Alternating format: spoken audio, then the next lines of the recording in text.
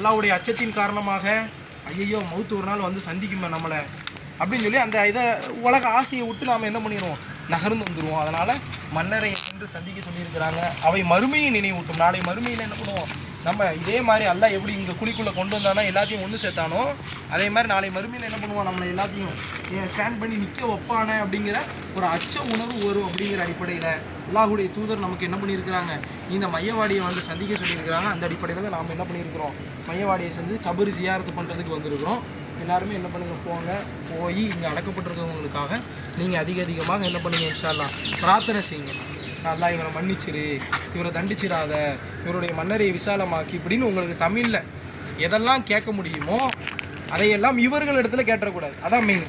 அடக்கப்பட்டிருக்கக்கூடிய இந்த அடியார்கள் இடத்துல என்ன பண்ணிடக்கூடாது, கேட்டக்கூடாது. இறைவா நீ என்ன பண்ணி இவங்களுடைய பாவங்களை மன்னிச்சிரு, இறைவா இவங்க முந்தி போயிட்டாங்க, நாங்கள் பிந்தி வர இருக்கோம், எங்களுடைய பாவங்களையும் மன்னிச்சிரு, யா அல்லாஹ் இவங்களுக்கு உயர்ந்த சொர்க்கமான ஜன்னத்துல் ஃபிர்தௌஸை கொடு, எங்களுக்கும் யா அல்லாஹ் என்ன பண்ணு ஜன்னத்துல் ஃபிர்தௌஸை கொடு, இங்கிருந்த குடும்பத்தாரை விட சிறந்த இப்படின்னு உங்களுக்கு எந்தெந்த விஷயங்கள்லாம் தோணுதோ அவங்களுக்காக நீங்கள் என்ன பண்ணுங்கள், பிரார்த்தனை செய்யுங்க. இன்ஷா அல்லாஹ் பிரார்த்தனை செஞ்சுட்டு அப்படியே என்ன பண்ணிடுங்க, பள்ளிக்குள்ளே போய் லுகர் தொழுகிறதுக்காக உட்காந்துங்க. சரிங்களா?